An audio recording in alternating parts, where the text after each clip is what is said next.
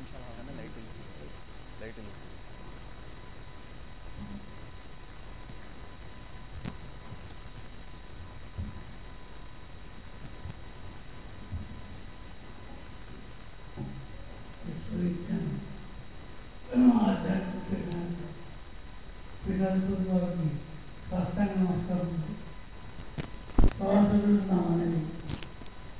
ఈ పీఠం 1472లో ఆకాశ వీధుల్లో ఒక సమావేశం ఏర్పాటు చేయబడింది కదా.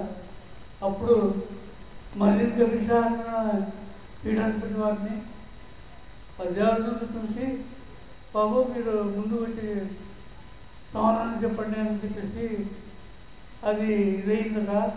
అప్పుడు ఆయన దగ్గరికి వచ్చి ఆయన అక్కడికి వెళ్ళి ఏంటని అడిగితే, ఇలా మీరు శిష్యుల్ని ఖైదీలు చేయాలి, దాంట్లో మహమ్మదీయుల పేరే మహమ్మదీయులు చెప్పబడిందట.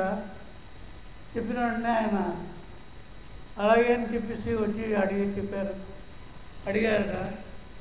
అడిగితే ఇది నాన్నగారు ఏం చేశారంటే, తత్వం రాసేటప్పుడు, బాబు ఒక రహస్యం చెప్పాలని అనుకున్నానయ్యా, చాలా కాలం నుంచి ఉంది, నీకు ఈ రహస్యం చెప్పాలి, ఇంత ఆలస్యంగా వచ్చావు. అంటే ఇలా ఆలస్యం అయిపోయిందండి, నా ఉద్యోగరీత్యా నాకు కాస్త ఆలస్యం అయిందన్నాను. అంటే నవ్వి నేను నీకు రహస్యం చెప్తాను, ఈ రహస్యాన్ని నా శిష్యుని చెప్పన్నారు. అలాగే చెప్తానండి అన్నాను. అన్న తర్వాత ఆయన ఆ కింద పొగాకు తోటలో తీసుకెళ్ళి ఆయన నడుస్తూ ఒక్కొక్క మాట చెప్తూ, ఈ పీఠం చాలా ఘనమైన పీఠం అయ్యా, దీనికి ఇంకా వేరే సాటి లేదు, వాళ్ళ అనుభవాలను తెలుసుకుంటారు, ఇది అనుభవంలో తెలుసుకోవాల్సినటువంటి నిజం, కానీ ఇది ప్రాక్టికల్గా ఏదైనా మాయామంత్రాలతో చేసేది కాదు, ఇది వాళ్ళ యొక్క అనుభవంలో తెలుసుకోవాలి. వాళ్ళు చాలా దీంట్లో ఇది చేసినట్లయితే ఈ పీఠంలో చాలా అనుకోలేనటువంటి కార్యాలు సాధిస్తారు. ఈ శిష్యులందరూ చాలా ఇదవుతారు. వీళ్ళకి ఇది చెప్పాలని చెప్పేసి నేను చాలా రోజులు అనుకున్నాను. ఈ శాస్త్రం ఈరోజు నువ్వు ఇంగ్లీష్లో చేస్తున్నావు కాబట్టి ఇది హిమాలయాలు దాటితే దీన్ని పట్టపక్కలు ఇంకా ప్రతి వాళ్ళు వచ్చి ఆంగ్ల భాషలో ఉన్నటువంటి ఈ శాస్త్రాన్ని వాళ్ళు చదివి దీంట్లో ఉన్నటువంటి రహస్యాన్ని తెలుసుకొని వాళ్ళు శిష్యులై వాళ్ళు ఈ శిష్యులై వాళ్ళు ముందుకు నడుస్తారు. వాళ్ళ వెనకాల నేను ముందు చూసుకున్నాను. దీనికి ముఖ్య కారకుడు అబ్బాయి నా మనవాడు అంటే బాబు గారిని చూపించి ఇతనే చాలా మంచి పట్టుదలతో ఈ పీఠాన్ని 3 పూలు 6 కాయలాగా వెలిగిస్తాడయ్యా. అతను టైంలో చాలా బాగుంటుంది. అంటే శ్రీ హుస్సేన్ షా గారు పెద్ద జ్యోతిష్కులు అండి. ఆయన జ్యోతిష్యం చెప్పారంటే అది చూసా తప్పకుండా జరగవలసిందే. ఆయన ఉన్నారు. ఈయన్ని బాగుందని చూసి ఇతని టైంలో చాలా 3 పూలు 6 కాయలుగా ఉంటుంది. ఈ పీఠాన్ని ఇంత సామర్థ్యంతో మంచి కట్టుదిట్టంగా తీసుకెళ్తాడయా, మంచి డిసిప్లిన్ ఉంటుంది అలా అని చెప్పి ఇలా చూపించారండి. ఇలా చూపిస్తే ఈయన సైకిల్ మీద వచ్చేస్తున్నాడు. గులాబీ షర్టును తెల్ల ప్యాంటు వేసుకుని ఈయన సైకిల్ మీద వచ్చేస్తున్నాడు. రాజమండ్రి కాలేజీలో చదివేవారు అన్నమాట. చదువుతుండేవాడు. వచ్చేస్తున్నాడు. ఇచ్చినయ్యా అన్నాడు. అనేటప్పటికి నేను ముందు నుంచి చెయ్యి ఉంది, నేను చిన్నాను గారు అని చెప్పి నవ్వుకుంటూ వెళ్ళిపోయారు. చూడండి, చిన్నాను గారు వచ్చారని కూడా దగ్గర రాలేదు ఆయన, దూరం నుంచి చెయ్యి ఊపించి వెళ్ళిపోయారు. వెళ్ళిపోయారంటే ఈ ఇతరన్నయ్య మన పీఠానికి చాలా ఇదైనా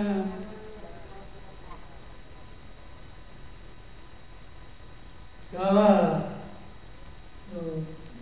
ప్రశాంతతో మంచి డిసిప్లిన్తో ఈ నడిపించడం చెప్పేసి చెప్పారు. ఆ రోజు అలా జరిగింది.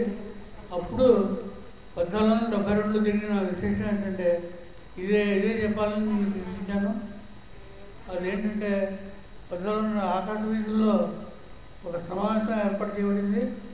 దాంట్లో మదీన్ విషయ గారిని పిలిపించి చెప్పారు. అయితే ఆ రోజుల్లో మహమ్మదీలకి కానీ హిందువులకు ఇంత ప్రవేశం లేదు, అటువంటి పీఠం ఇది అని చెప్పేసి వారు చెప్పారట.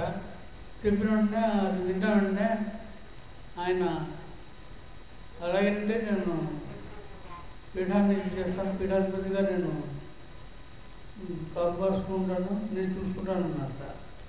అన్నప్పుడు రెండో వ్యక్తిని పిలిచి తన మద్రాసు నుంచి వచ్చాట.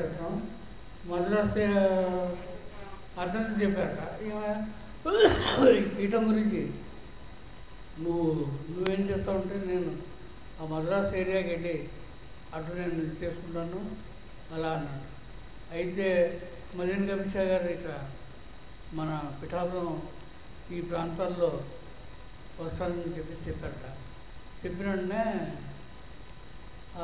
సభ ముగిసిపోయిందండి. ముగిసిపోయిన వెంటనే ఈయన పిలిచారు. మదీన్ కమిషా గారు నెమ్మదిగా సౌదీ అరేబియా నుంచి ఢిల్లీ వచ్చారు.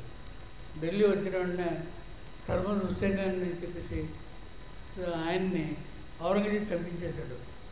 ఎందుకంటే ఆయన ఏమన్నారంటే నీ దేవుడు నా కాడ కింద ఉన్నాడయా అన్నాడు.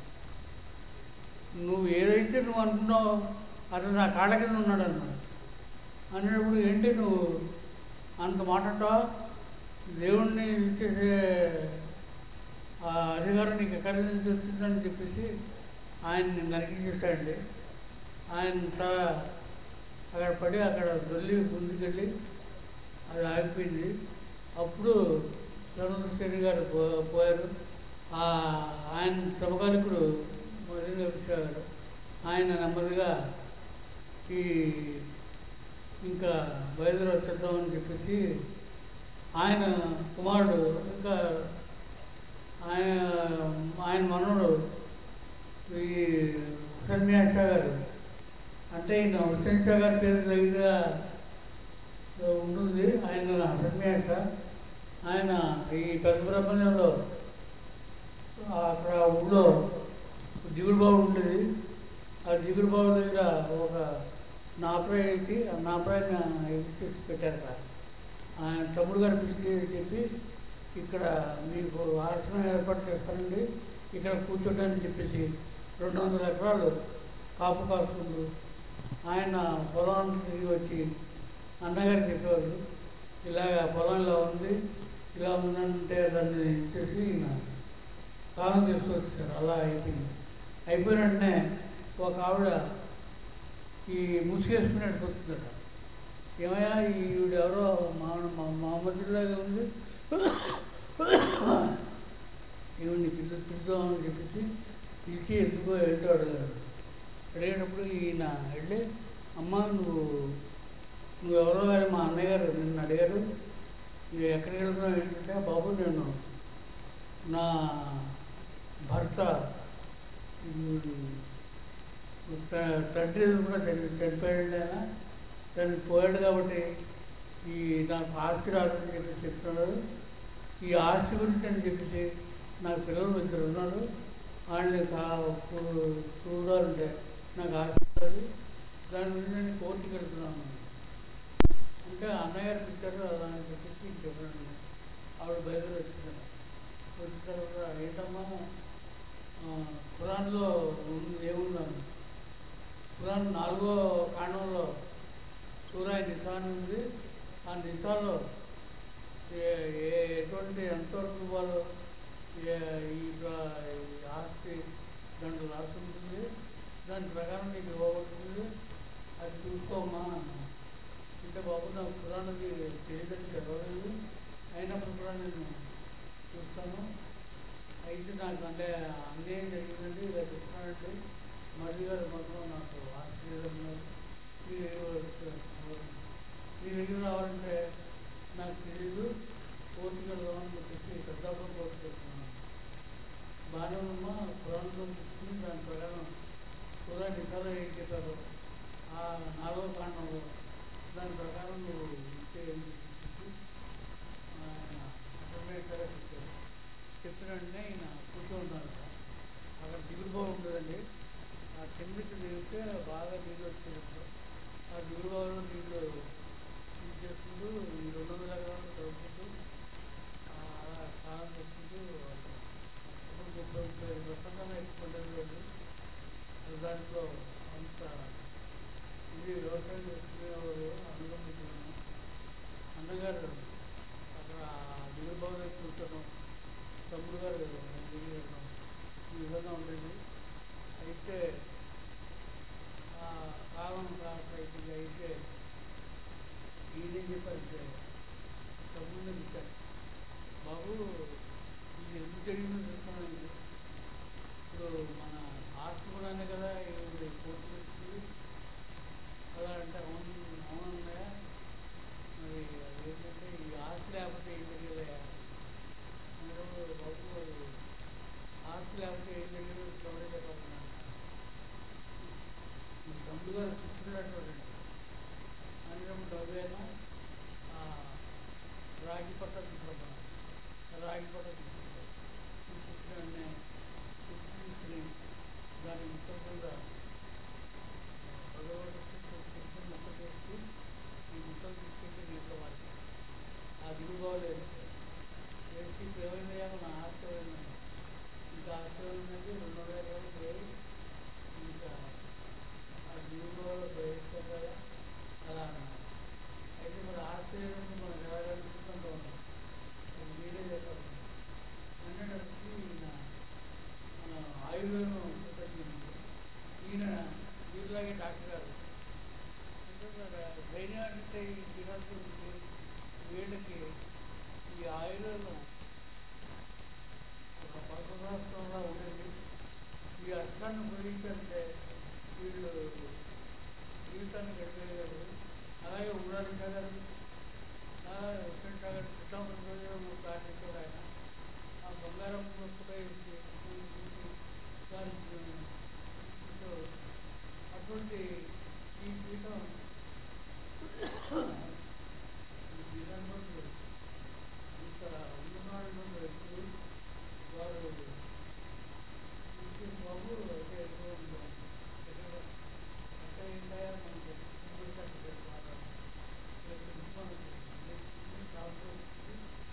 అంటే ఇప్పుడు ఉద్యోగం చేసే వాళ్ళు కరెక్ట్ రావాల్సిందే, ఆ విధంగా కార్పొరేట్ ఇప్పుడు పట్టణం వచ్చింది సామాన్లు ఇంటికి చెప్పారు. ఆ పాపం మా అమ్మగారు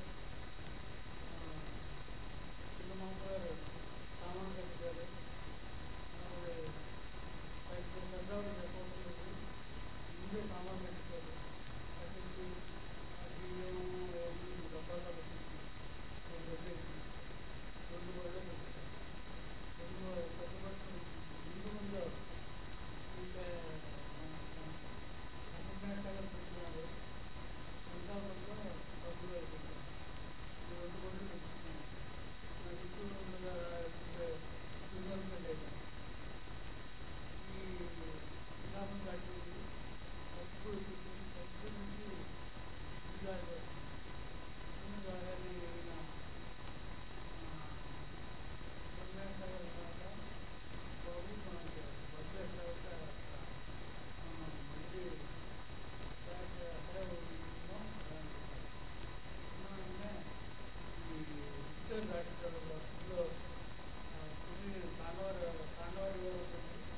దాన్ని దాటినట్టునే పరిస్థితి అయిపోయింది.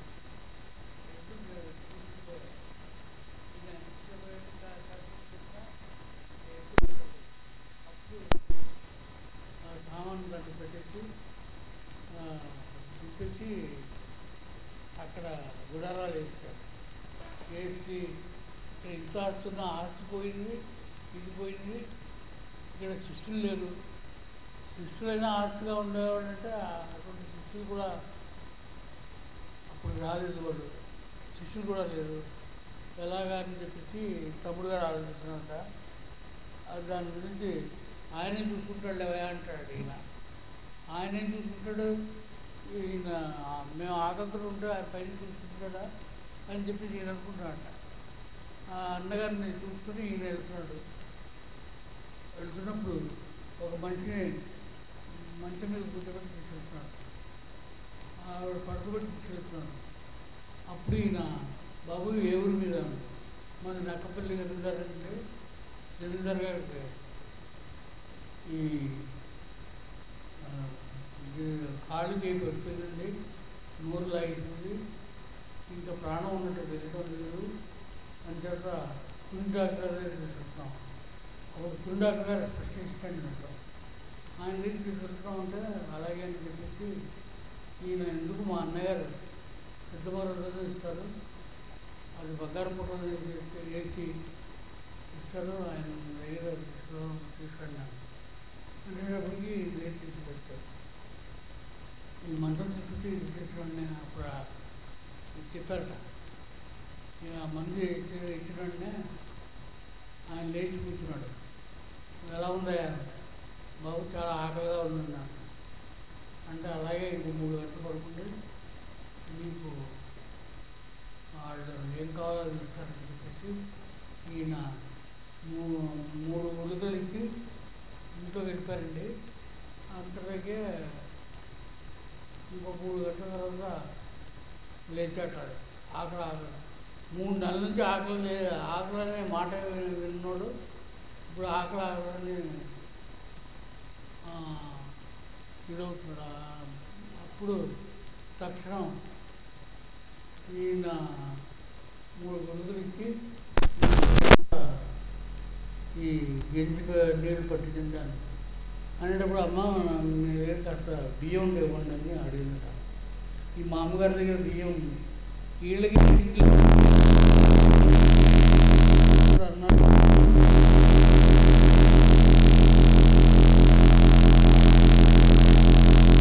వేసుకుని తీసుకెళ్ళిందండి. అది ఆడించేసి అది చిరకలు పెట్టి జావ తయారు చేస్తుంది. జావ తయారు చేసి తీసుకొచ్చి ఇస్తుంది. ఆ జావని అమృతంగా తాగేసాడండి. తాగేసి ఇప్పుడు ఎలా ఉందంటే చాలా ఆకలిగా ఉంది, ఇంకా ఇప్పుడు ఎలా ఉందంటే ఇప్పుడు బాగానే ఉంది, నేను మాట్లాడగలుగుతున్నాను కదా అన్నాడు. బాగానే ఉంది, జమీందారులండి అయితే ఇక్కడ ఏం లేదు.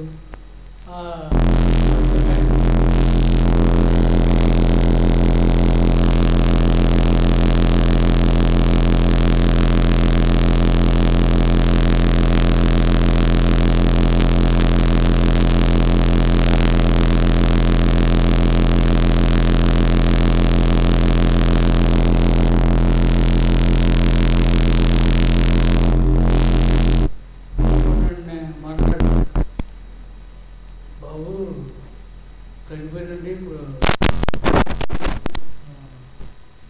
ఈ బాగా వచ్చింది, నా సుఖంగా ఉందండి అనేటప్పుడు ఆయన అన్నారంటే బాబు నువ్వు ఇంటి బయలుదేరి నువ్వు ఊరికి పోయా అలాగే అని చెప్పేసి సవారి పట్టి తెప్పించి ఆయన బయలుదేరి వెళ్ళిపోయాడు. ఆ భార్య గారు ఈ గురుగారిని చూసి చాలా ఇచ్చేసింది. చెప్పింది బాబు మీ దగ్గర శిష్యులను తీసుకున్నాం అనుకున్నాను. శిష్యులను తీసుకోవడానికి ఇది ఏదండి, ఈయనకి ఇది లేదు. గురుగారు చూస్తే శిష్యత్వం శిష్యుల్ని చేయాలంటే ఈ మహామంత్రం ఉపదేశించాలంటే అంత ఆషామాషిగా లేదండి. అంత ఇప్పుడు ఈ గురుగారు మీకు అందరికీ ఎంతో సునాయాసంగా ఇచ్చేస్తున్నారు. అది వారికి ఇచ్చినట్టు వరం ఆ తాత్వాలు అంచేత అంత ఇదిగా ఏం చేస్తున్నాడు.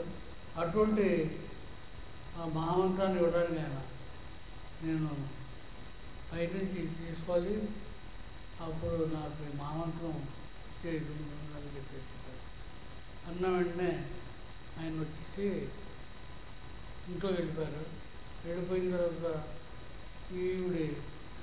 ఇతను తీసుకుని నక్కపల్లి వెళ్ళిపోయినాడు. నక్కపల్లి వెళ్ళిపోయిన తర్వాత ఇంకా ఈ గురువుగారి మీదే ఉంది, ఈయన దగ్గర మహామంత్రం తీసుకోవాలి, మహామంత్రం తీసుకుంటే మనకి ఇదే వస్తుంది, ఇది ఈయనే ఇవ్వాలి, ఈ పీఠంలోనే మనకి ఇది సాహిత్యం ఉంది అని చెప్పేసి ఆవిడకి ఒక నమ్మకం వచ్చిందండి. ఆ నమ్మకంతో తీసుకుంది. అంతలో వెళ్ళిపోయి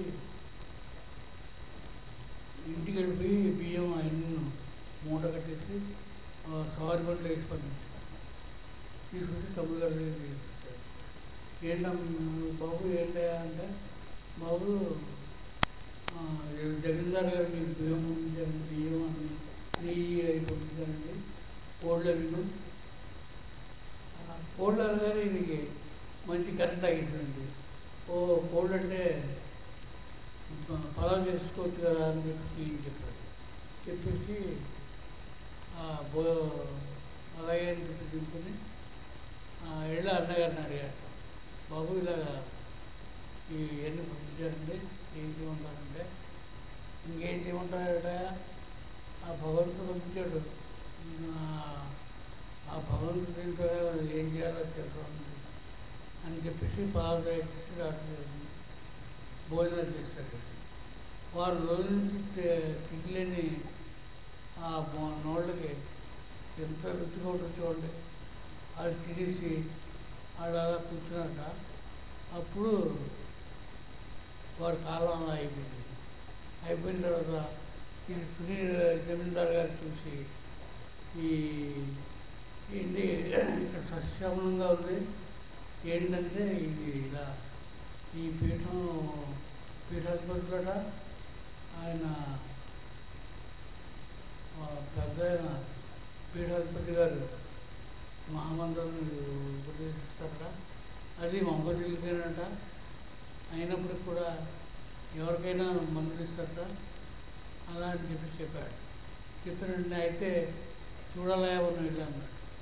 ఈయన దగ్గరికి వచ్చారు. వచ్చి చూశారు. చూసి బాబు తమ దర్శనానికి వచ్చారు. అయితే ఏంటంటే ఈ విధంగా దర్శనానికి వచ్చానంటే, అయితే మీరు ఈ టైం అయిపోయినట్టుంది, ఇంకా మిగతా పక్కన రైతు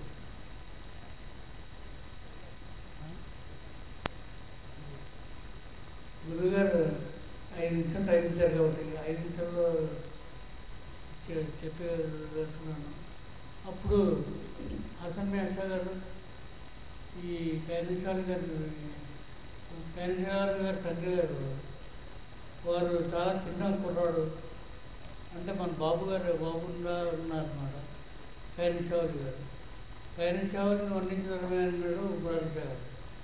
అంటే ఆయన తక్కువ మనిషే కాదండి, ఆయన మహానుభావుడు. ఆయన కూర్చొని ఆలోచించాక, బాబు ఇంతమంది జనం ఇంత కష్టపడి వస్తున్నారు, అసలు బోర్డులకి వస్తున్నారు, వీళ్ళకి మామూలు నేర్పించకపోతే ఎలాగా అని చేత ఇది మన హిందువులు అయినప్పటికీ వీళ్ళు కేసీ పావుమేంటి, వీళ్ళు ఎదుర్కొంటే మహమ్మదీలకి ఎందుకు, హిందువులు కూడా ఇవ్వాలి అని చెప్పారు. చెప్పిన వెంటనే బయలుదేరి ఈ కైనిషాలు గారు మన ఆకలి గురువు గారి దగ్గరికి వచ్చారు. ఆయన పిఠాపురంలో ఉన్నారు. ఆ కృష్ణగురు గారి దగ్గరికి వచ్చి ఆయన్ని దృశ్యంలో కనిపించాడు అన్నమాట. దృశ్యంలో మహామంత్రాన్ని ఇస్తున్నట్టు ఇదంతా కనిపించింది. ఏదైతే దృశ్యంలో కనిపించిందో ఆ దృశ్యంలో కనిపించిన విషయాలు ఈయన చెప్పారు.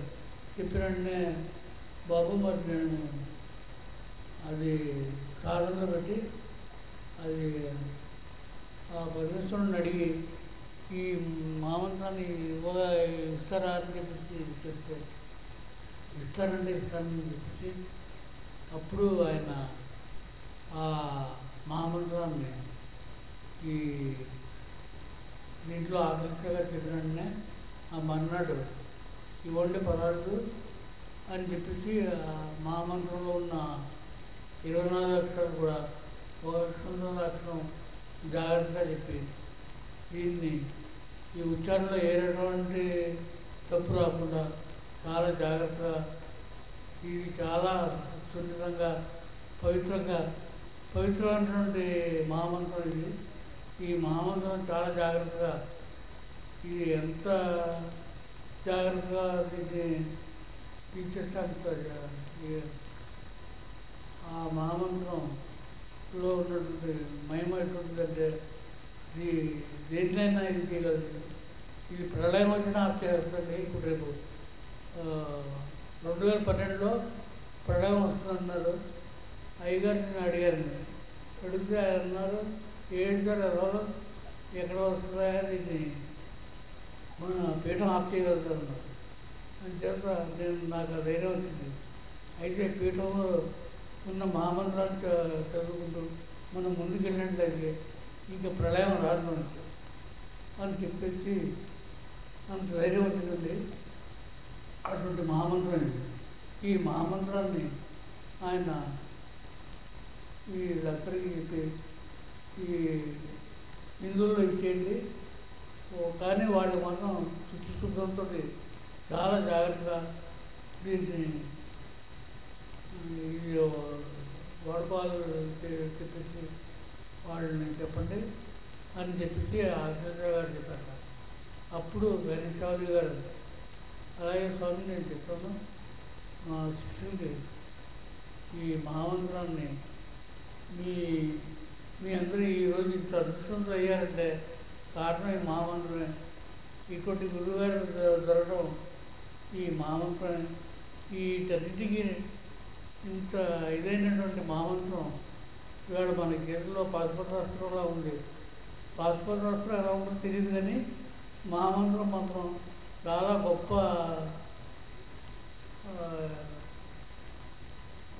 గొప్ప విషయం ఇది. దీన్ని చాలా జాగ్రత్తగా ఇది చేసుకోవాలి. చేయాలంటే దీన్ని చాలా జాగ్రత్తగా చాలా సుందరంగా చాలా పవిత్రతతో ఏ రకమైనటువంటి కల్మషం లేకుండా మంచి దీనిని మహామంత్రాన్ని మీరు పఠిస్తే వారు చెప్పినట్టు గురుగారు చెప్పినట్టు 11 సార్లు ఉదయం టైం చెప్తారు. దాంట్లో వారు చెప్పిన ప్రకారం చేయాలి. దాని ప్రకారం చేసినట్లయితే మీకు మహామంత్రమే ఇస్తాను. మీకు ఆ విధంగా జరుగుతుంది. ఆ విధంగా కైనిశాలు గారు ఉండేవారు. కైనిశాలు గారి తర్వాత ఇంకా ఆయన ఈ 10 దాటిందంటే ఆకాశం మీదకి వెళ్ళిపోవాలట. ఉమ్మరాజు గారు చెప్పేవారు. ఆ పైకి వెళ్ళిన తర్వాత ఈ గోళాలను దగ్గర పెట్టి ఫుట్బాల్లాగా ఆడేసేవారు. ఆయన ఈ గోళాలని ఎలాగంటే ఆయన ఫుట్బాల్లా చూసేవాడు. అలాగే దీన్ని ఈ గోళాన్ని ఆ గోళంతో ఇది చేస్తే అది ఏ విధంగా అయితే ప్రయాణం చేస్తుందో ఆ విధంగా జరిగేదట. అది అత్యంత ఆయన కైనిశాలని వర్ణించడమే అన్నాడు. ఆయన్ని వర్ణించడం అవసరం కనుక అంత గొప్ప వ్యక్తి అయినా అటువంటి ఆయన స్థితిలో ఉన్నారు. మనం స్థుతి సభలు పెడుతున్నాం. అక్కడ మన పెర్మిషన్ దొరికితే అక్కడికి వెళ్ళడం అందరికీ సాధ్యం కాదు. చాలా పవిత్రంగా మంచి నిష్ఠతో అక్కడ వెళ్ళవలసిన ఇది ఉంది. అని చేత అది అంత గొప్ప పీఠాధిపతి అయిన ఆ పీఠాధిపతి గారు మనోడు ఈయన ఇలాగా పెద్ద కొడుకుగా దీనికి పీఠాధిపతిగా వస్తారు. వాళ్ళు ఇది చేయవలసిన దీంట్లో హుస్సేన్ షా గారు బిల్డింగ్ కట్టేస్తూ పడిపోయిందండి. పడిపోయిన వెంటనే నేను ఉన్నాను, ఏం నాన్నగారు పడిపోయిందమ్మా అంటే అవునరా పడిపోయిందమ్మా అంటప్పుడు దీనికి ఆర్కిటెక్ట్ ఉన్నాడు. అంటే ఆర్కిటెక్ట్ అంటే దీన్ని కన్స్ట్రక్ట్ చేసేవాడు. అతను ఇంజనీర్ ఏదో బాబు అసలే అన్నాడు. ఇతను వచ్చిన తర్వాత ఇది చాలా ఇదిగా ఉంటుంది. ఆ టైంలో శిష్యులు కూడా చాలా అదృష్టవంతులు. అటువంటి శిష్యులు ఆయన దగ్గర ఉంటారు. ఈ ఈ ఆశ్రమం కట్టిస్తాడు.